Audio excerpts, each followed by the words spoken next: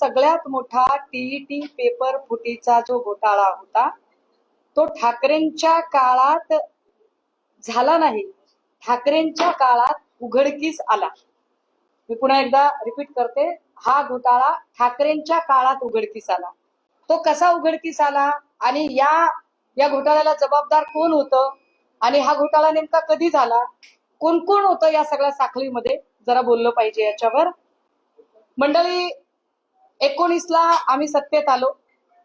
आम्ही सत्तेत आल्यानंतर त्यावेळेला तत्कालीन वैद्यकीय शिक्षण मंत्री राजेश टोपेजी होते, विशेष गृहनिर्माण मंत्री जितेंद्र आव्हाड होते आणि गृहनिर्माण खात्याच्या म्हणजे म्हाडाच्या परीक्षा आल्या. म्हाडाचा पेपर निघाला. पेपर होता 12 डिसेंबर 2021ला आणि त्याच्या आदल्या रात्री पोलिसांना एक टीप मिळाली की म्हाडाचा पेपर फुटलेला आहे. जशी पोलिसांना टीप मिळाली, पोलीस जिथे टीप मिळाली आणि ज्याच्या संबंधाने टीप मिळाली त्याच्यापर्यंत पोहोचले.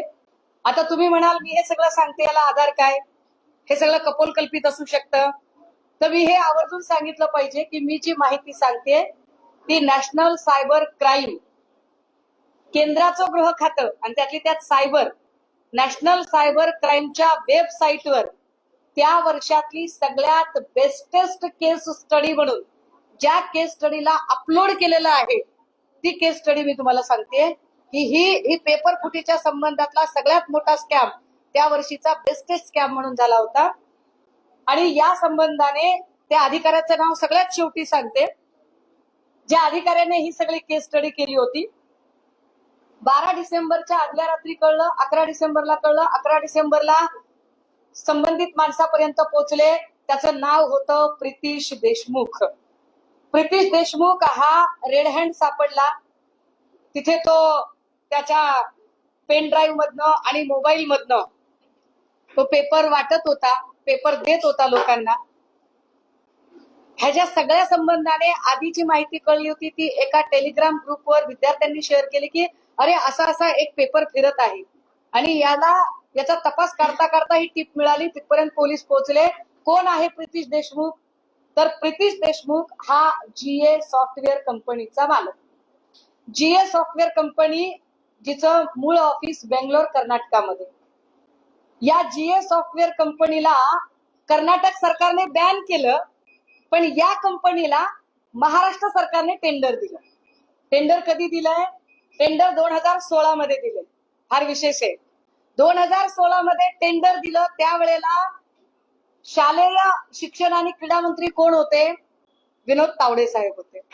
आता मी तावडे साहेबांची डिग्री, संत ज्ञानेश्वर विद्यापीठ, इलेक्ट्रॉनिक्स इंजिनियरच्या फेक डिग्रीचा वाद याच्यात अजिबात जाणार नाही. मला विषय डायव्हर्ट करायचा नाही. मी त्याच्यातही जाऊ शकते पण मला विषय डायव्हर्ट करायचा नाही. तर विनोद तावडे साहेबांच्या काळात प्रितीश देशमुखला हे सगळं टेंडर मिळालं होतं आणि प्रितीश देशमुख ज्याला जीए सॉफ्टवेअर कंपनीच्या मालकाला टेंडर मिळालं तोच पेपर फोडत होता. त्याला जेव्हा पोलिसांनी ताब्यात घेतलं आणि त्याची चौकशी सुरू केली त्यावेळेला त्या सगळ्या चौकशीमध्ये जी माहिती पुढे आली हे फार म्हणजे इकडे लॅपटॉप मध्ये दाखवण्याच्या ऐवजी मी तुम्हाला या कागदांवरून ती माहिती दाखवते की बघा म्हाडाच्या एका पेपरवरून कुठपर्यंत पोहोचलं हे सगळं प्रकरण. जेव्हा त्याला ताब्यात घेतलं तेव्हा त्याने सांगितलं की मी एकटा नाहीये. मग याच्यात 14 एजंट आहेत. 14 एजंट शोधून काढले गेले. 14 एजंटला शोधल्यावर त्याच्यातल्या 2 एजंटनी सांगितलं आमचं काम फक्त गिराईक आणण्याचं होतं. गिराईक म्हणजे काय? तर जो विद्यार्थी पर पेपर 5 लाख रुपये खर्च करू शकतो असं गिराईक आणायचं काम आमचं होतं. मग मूळ कोण आहे? त्याने सांगितलं याच्यातला शिक्षण क्षेत्रातला तांत्रिक सल्लागार आहे. त्याचं नाव काय? तो म्हणाले तांत्रिक सल्लागाराचं नाव आहे अभिषेक सावरीकर. बघा देवेंद्रजींनी सांगितलं की तुम्ही केलेला आहे घोटाळा. हु इज अभिषेक सावरीकर? देवेंद्रजींची सत्ता होती. विनोद तावडे शालेय शिक्षण क्रीडा मंत्री होते आणि त्या काळामध्ये शिक्षण विभागात तांत्रिक सल्लागार पदावर अभिषेक सावरीकर होता.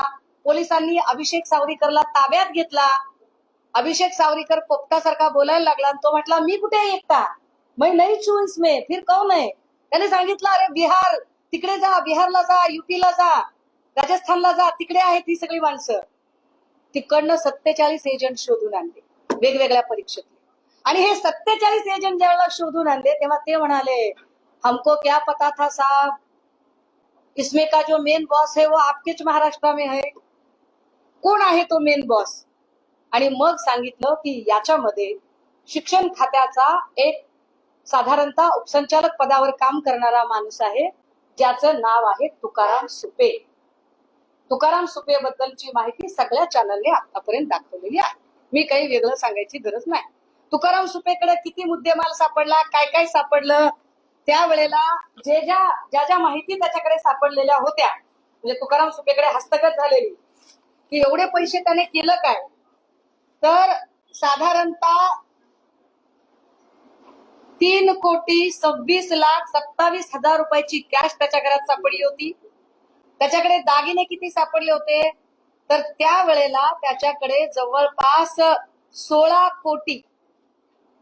97,04,605 रुपयाचे दागिने त्याच्याकडे सापडले होते. 70 लाखाची वाहनं सापडली होती आणि त्याच्याकडे 5.5 कोटीचं फिक्स डिपॉझिट होतं तुकाराम सुपेकडे. आता तुकाराम सुपेला पकडलं, तुकाराम सुपेची चौकशी सुरू झाली.